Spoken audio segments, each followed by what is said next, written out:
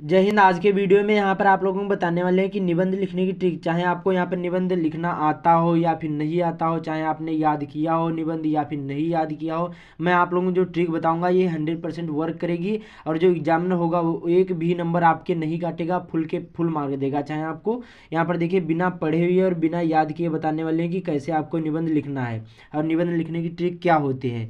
देखिए तो वीडियो को पूरा देखना, चाहे आप लोग 9th में हो या 10th या 11th या 12th किसी भी क्लास में हो, खासकर क्लास 10th और क्लास 12th वालों के लिए, क्योंकि इनके आपके बोर्ड भी बहुत ही नज़दीक आ गए हैं। देखिए यहाँ पर 12th में 9 नंबर का पूछा जाता है, 10th में 7 नंबर का पूछा जाता है, और ये देखिए बहुत ज़्यादा इंपॉर्टेंट होता है। बहुत सारे लोगों ने निबंध अभी तक याद भी नहीं किया होगा। मैं आप लोगों को जो ट्रिक बताऊँगा ये 100% जो एग्जामिनर होगा खुश होकर आपको फुल के फुल मार्क देगा, एक भी नंबर नहीं कटेगा। तो चलिए शुरू करते हैं। वीडियो के आखिर में मैं आप लोगों को 5 निबंध बताऊंगा, वही जो आप लोग इसी प्रकार से तैयार कर लोगे 100% वही आएंगे। तो चलिए शुरू करते हैं। देखिए सबसे पहले यहाँ पर जो निबंध होता है ये 3 ही चीज़ें मेन होती हैं निबंध की। कौन कौन सी होती है? सबसे पहले आता है प्रस्तावना, फिर आएगा मध्य भाग, उसके बाद में आता है उपसंहार। ये 3 चीज़ें समझ लिए, समझ लो आपका जो निबंध होगा वो कोई भी नहीं काटेगा, चाहे आपको कुछ भी नहीं आता हो। ये 3 ही चीज़ें मेन होनी चाहिए। अब देखिए ये रूपरेखा का, ये मैं आप लोगों को वीडियो के आखिरी में बताऊंगा ये जो रूपरेखा होती है ये क्या होती है। सबसे पहले समझते हैं कि प्रस्तावना। प्रस्तावना का मतलब होता है किसी शब्द के, यहाँ पर किसी भी निबंध के बारे में आपको लिखना, उसके बारे में परिचय देना। प्रस्तावना जिसको हम यहाँ पर क्या कहते हैं, जिसको हम यहाँ पर इंग्लिश में इंट्रोडक्शन भी कहते हैं, और उसके बाद में यहाँ पर परिचय भी कहते हैं। कुछ मतलब किसी भी निबंध के बारे में आपको बताना कि वो क्या है, अभी बताऊंगा आगे। उसके बाद में आता है मध्य भाग। अब मध्य भाग में क्या क्या आता है? जैसे आपको पूछा गया कि यहाँ पर पहले जैसे निबंध पूछा गया कि आपको पर्यावरण प्रदूषण पर निबंध लिखना है, तो जैसे मध्य भाग में क्या क्या आ जाएगा, जैसे कारण होगा, निवारण होगा, उससे बचने के उपाय होंगे, और क्या उससे हानियाँ होती हैं, क्या लाभ होते हैं, ये आपको सभी में इसमें मध्य भाग में लिखा जाता है। समझ में है? जो प्रस्तावना में आपको परिचय देना होगा किसी भी निबंध के बारे में, मध्य भाग में कारण, निवारण, और यहाँ पर ये दो ही मेन होते हैं, हानि लाभ।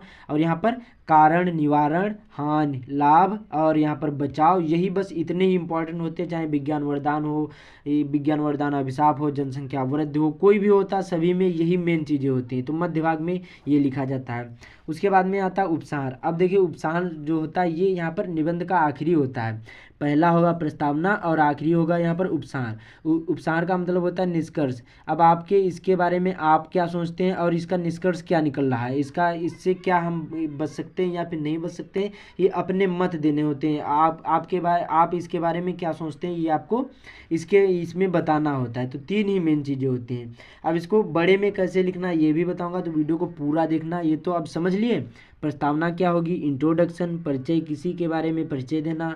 मध्य भाग में कारण, निवारण, हानियाँ, लाभ और बचने के उपाय, ये सभी मध्य भाग में लिखे जाते हैं। उपसार जो होगा ये जो निबंध का आखिरी होगा, निष्कर्ष जिसको भी कहते हैं या फिर उपसंहार भी कहते हैं।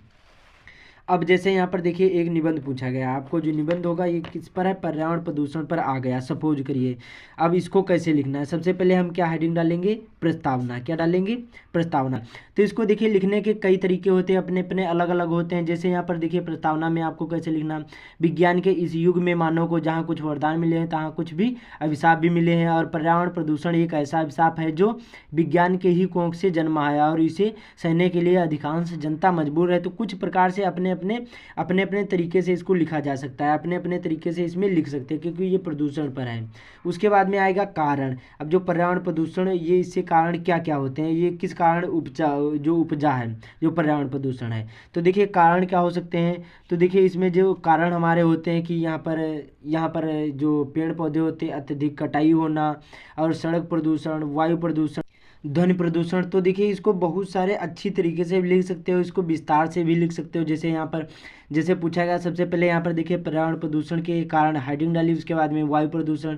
तो देखिए वायु प्रदूषण से जैसे यहाँ पर देखिए सबसे ज़्यादा फैक्ट्रियों में, यहाँ पर ऊंची ऊंची फैक्ट्री, उनसे निकलने वाला जो धुआं होता है उससे क्या होता है, हमारा वायु प्रदूषण होती है। उसके बाद में यहाँ पर जैसे ध्वनि प्रदूषण, सबसे ज़्यादा लाउड स्पीकर होना, ये सभी ध्वनि प्रदूषण में आते हैं। उसके बाद में यहाँ पर देखते हैं जो वातावरण प्रदूषण, ये बहुत सारे प्रकार होते हैं। जल प्रदूषण होता है, जैसे यहाँ पर कारखानों या नदियों से, जो यहाँ पर कारखानों या फिर औद्योगिक जो कारखाने होते हैं उनसे निकलने वाला जो पानी नदियों में जाता है उससे हमारा जल प्रदूषण होता है। बहुत सारे कारण होते हैं।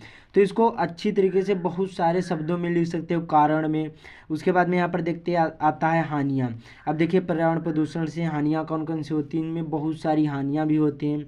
जैसे यहाँ पर देखिए हानियाँ हमारे हो गया कि यहाँ पर जैसे जब देखिए हानियाँ होंगी तो यहाँ पर देखिए कोई लंगड़ा बहरा कैंसर से पीड़ित होगा, उससे बाद में बहुत सारे यहाँ पर जीव भी मरेंगे। तो ये सभी पर्यावरण प्रदूषण से ये हानियाँ होती हैं कि फिर उसके बाद में यही सारी चीज़ें आपको इसको विस्तार पूर्वक अच्छी तरीके से भी लिख सकते हो। तो इतना समझ में आया, ध्यान से वीडियो को देखना तभी समझ में आएगा। और उसके बाद में यहाँ पर देखिए पर्यावरण प्रदूषण से बचने के उपाय, इससे कैसे बचा जा सकता है। तो देखिए ज़्यादा से ज़्यादा यहाँ पर पेड़ लगाने चाहिए। उसके बाद में जो यहाँ पर ज़्यादा धुआं देने वाली मोटर गाड़ियों को बंद करना चाहिए, और जो यहाँ पर प्रदूषण से होने वाली जो यहाँ पर चिमनियाँ उनको बंद करना चाहिए। तो ये सभी बचने के उपाय में लिखना है।